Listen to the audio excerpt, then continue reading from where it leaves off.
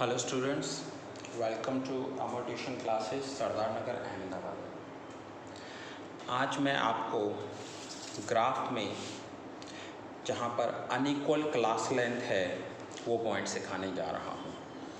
अगर आपने मेरे पहले वाले लेक्चर्स नहीं देखे हैं तो आप मेरे पहले वाला लेक्चर देख लीजिए। आपको सारे लेक्चर सीक्वेंस में ही देखने हैं, तभी समझ में आएंगे, नहीं तो नहीं समझ में आएंगे। अब ये सिखाने के लिए मैं आपको सेक्शन F का क्वेश्चन नंबर 5 करवा रहा हूँ। सेक्शन F क्वेश्चन नंबर 5, और ये आपके टेक्स्ट बुक में पेज नंबर 119 पर दिया हुआ है। Page number 119। The distribution of age of 150 spectators in a theatre is as follows. जो थिएटर में डिफरेंट एज ग्रुप के लोग गए हैं उनका हमें डेटा दिया हुआ है। Find the mode age of spectators using graphical method.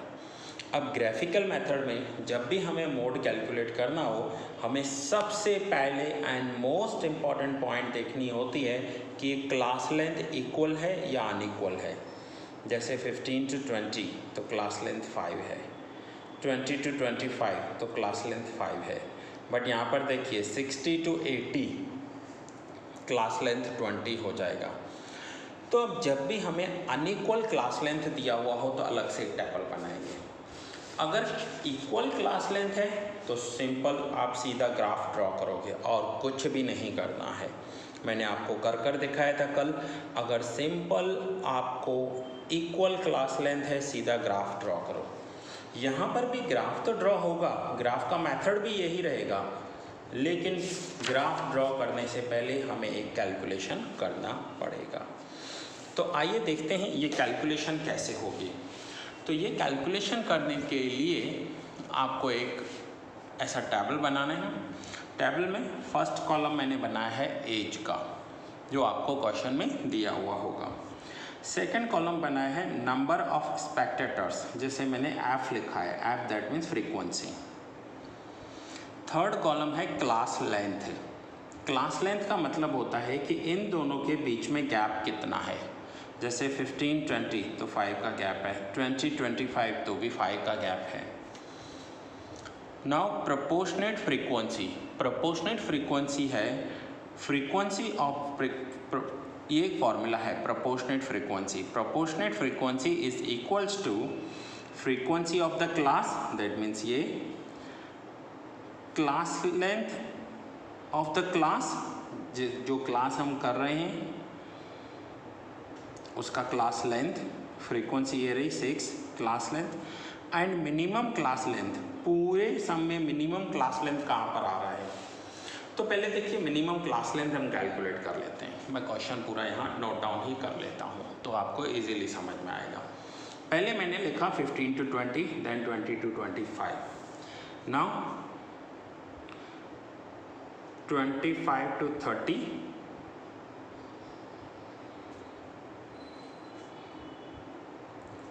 30 to 40,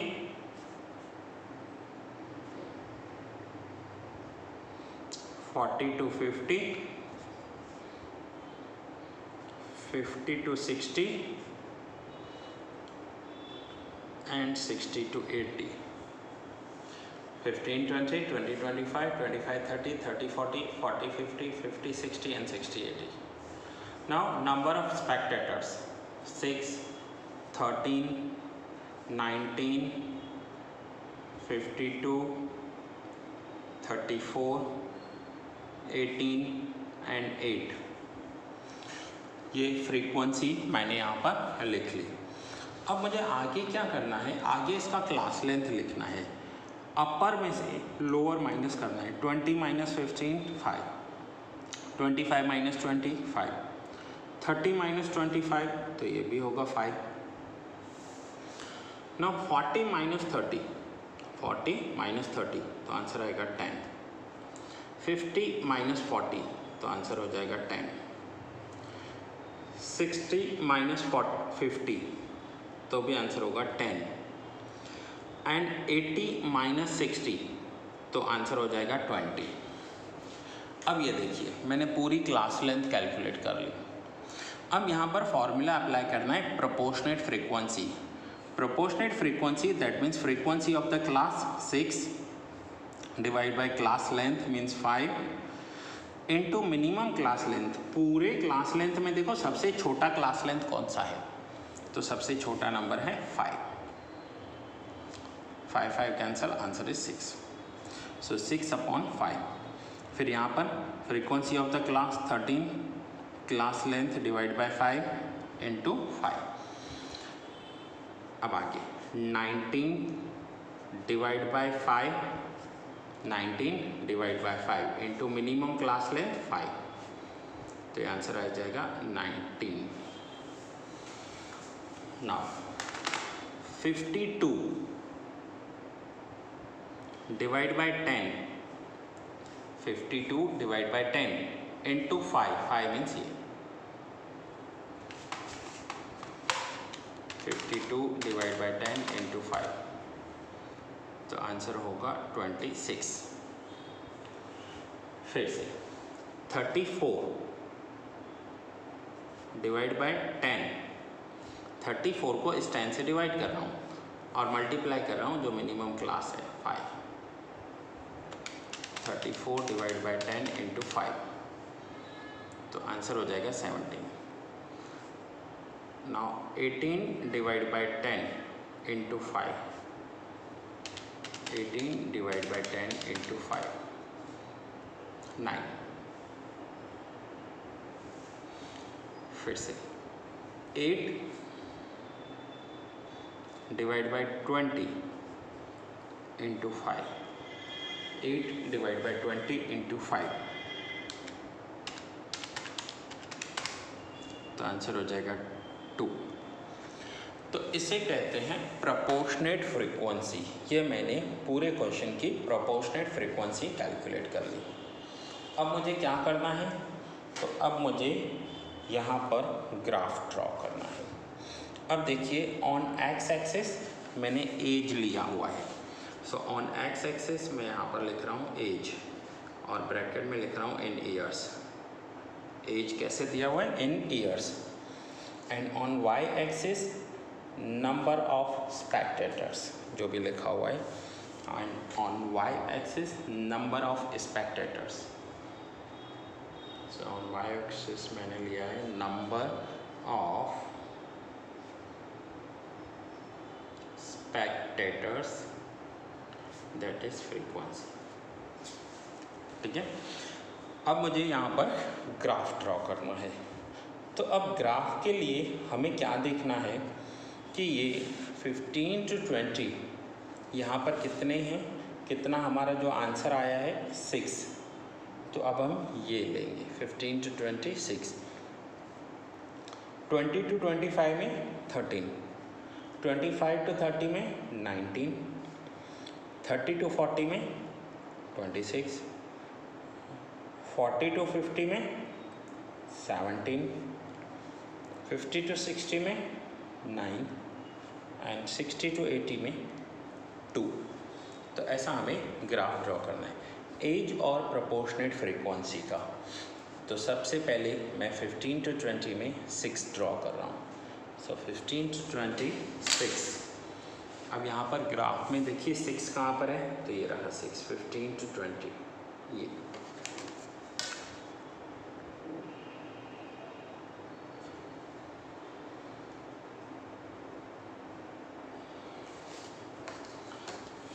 to 20 में 6।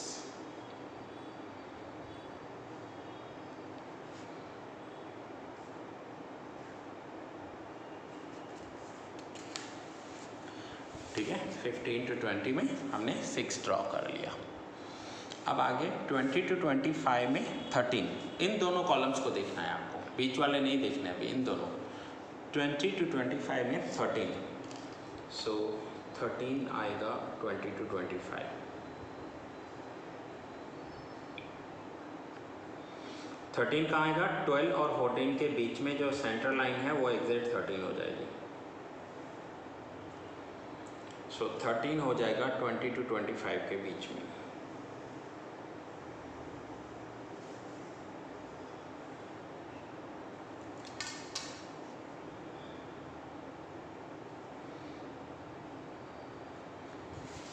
25 के बीच में 13। नाउ 25 से 30 के बीच में 19, सो 25 से 30 के बीच में 19।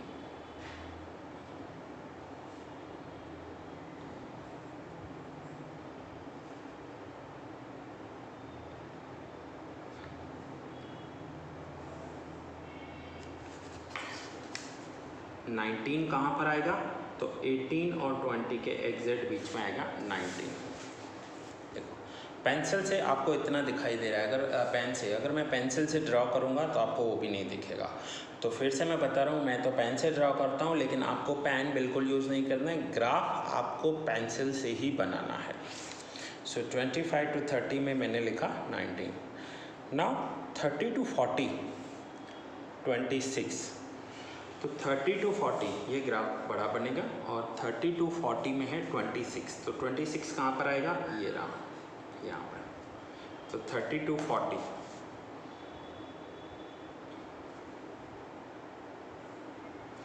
थर्टी टू 40,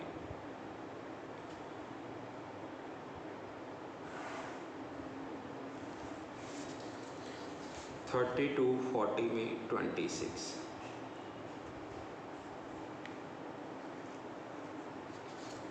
तो ये देखिए 30 to 40 में मैंने 26 तक ड्रॉ किया, ठीक है। नाउ 40 to 50 में 17 है, तो 40 to 50 17, तो 16 ये 17 यहाँ पर आएगा। सो 40 to 50 में 17।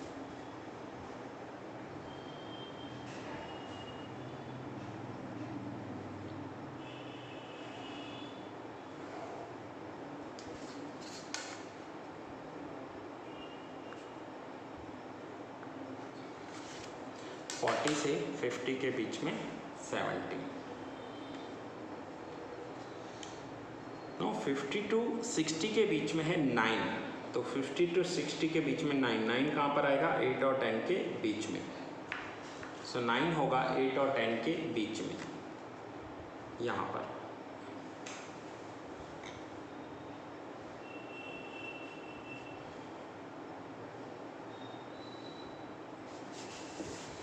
और ये होगा 50 to 60 के बीच में। तो देखिए क्लास लेंथ अनइक्वल है ना, तो ये जो आपका बार डायग्राम बनेगा उसमें बार पतले और थोड़ी विड्थ उनका बड़ा होगा। नाउ 50 to 60 के बीच में है 9, नाउ 60 to 80 के बीच में है 2, तो 60 से 80, अब ये देखो कितना बड़ा बनने वाला है। 60 से 80 के बीच में है 2, तो आपको दिखाई दे रहा है 60 to 80, यहाँ से लेकर यहाँ तक 60 to 80 के बीच में है 2।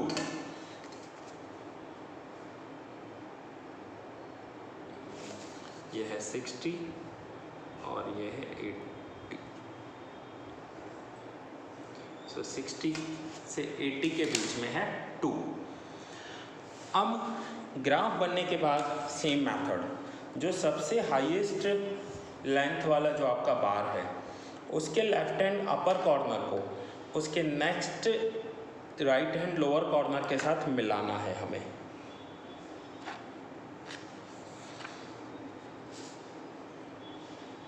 और नंबर्स थोड़े एग्जैक्ट लेने, पॉइंट्स आपको पॉइंट टू पॉइंट मिलाना है।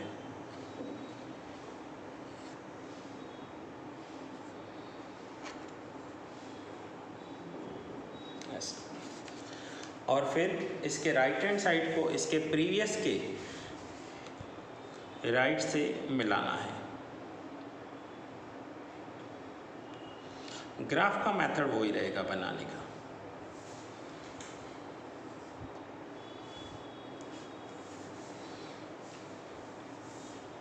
क्लियर हुआ यहाँ पर? अब हम मोड कैलकुलेट करेंगे। अब मोड कैसे कैलकुलेट करेंगे? ये देखिए 30 से लेकर 35 तक, 30 से लेकर 35 तक 10 माइक्रो लाइन्स हैं और हमारा 5 का डिफरेंस है।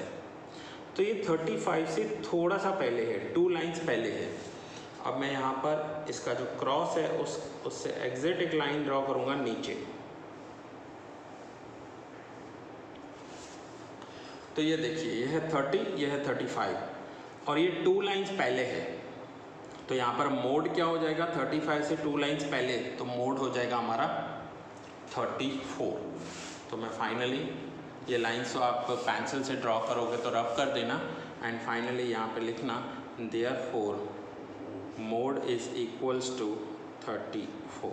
ये आपका आंसर हो जाएगा, मोड इज इक्वल्स टू 34। अब हमें स्केल लिखना है। ऑन एक्स एक्सिस हमने क्या लिया है एंड ऑन वाई एक्सिस हमने क्या लिया है। हमेशा ग्राफ में स्केल लिखना ज़रूरी होता है। Scale on X axis 1 centimetre is equals to 1 centimetre में हमने 5 ईयर्स लिए हैं, 5 years. And on Y axis 1 centimetre is equals to, यहाँ पर हमने स्पेक्टेटर्स लिए हैं 2 पर्सन्स या 2 स्पेक्टेटर्स, मीन्स जो थिएटर में मूवी देखने गए उसे स्पेक्टेटर्स बोलते हैं, 2 स्पेक्टेटर्स। तो देखा आपने, जब भी क्लास लेंथ अनइक्वल हो तो आपको ये अलग से एक टेबल बनाना है एंड देन इन दोनों के बीच में आपको यहाँ पर कैलकुलेट करना है। जब भी आपका क्लास लेंथ अनइक्वल होगा, अलग अलग क्लास लेंथ होगा, तब आपके जो बार डायग्राम में बार्स बनेंगे वो छोटे और बड़े बनेंगे। यहाँ पर देखिए, यहाँ पर देखिए, आपको समझ में आ जाएगा। नाउ यही सेम सम आप मुझे करके होमवर्क में भेजेंगे, ये यहाँ से नोट डाउन कर लीजिए और फिर उसके बाद पहले आप ये नोट डाउन कीजिए, फिर उसके बाद ये ग्राफ बनाइए। नाउ एक सम मैं आपको करने के लिए दे रहा हूँ, सेम इसी टाइप का। तो वो है आगे जो हमारी एक्सरसाइज चल रही थी इससे पहले। हाँ, यहाँ पर देखिए एक इलस्ट्रेशन भी दिया हुआ है, इलस्ट्रेशन 38। पहले सबसे पहले आप ये करेंगे सेक्शन F का क्वेश्चन 5। उसके बाद आपको अपनी टेक्स्ट बुक में इलस्ट्रेशन 38 करना है।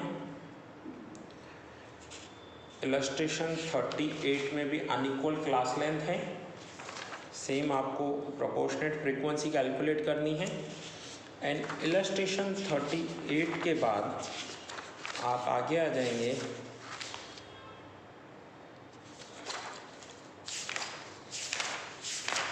एक्सरसाइज, हाँ, एक्सरसाइज 3.5 का क्वेश्चन नंबर 6।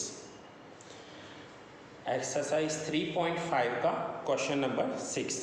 तो अब आपको 3 सम करने हैं, तीनों मैंने बता दिए। एक जो मैंने आपको करवाया सेक्शन F का क्वेश्चन 5, दूसरा इलस्ट्रेशन 38 और फिर थर्ड आप करोगे एक्सरसाइज 3.5 का क्वेश्चन नंबर 6। ठीक है। सो फ्रेंड्स, ये लेक्चर यहाँ पर ही पूरा कर रहा हूँ।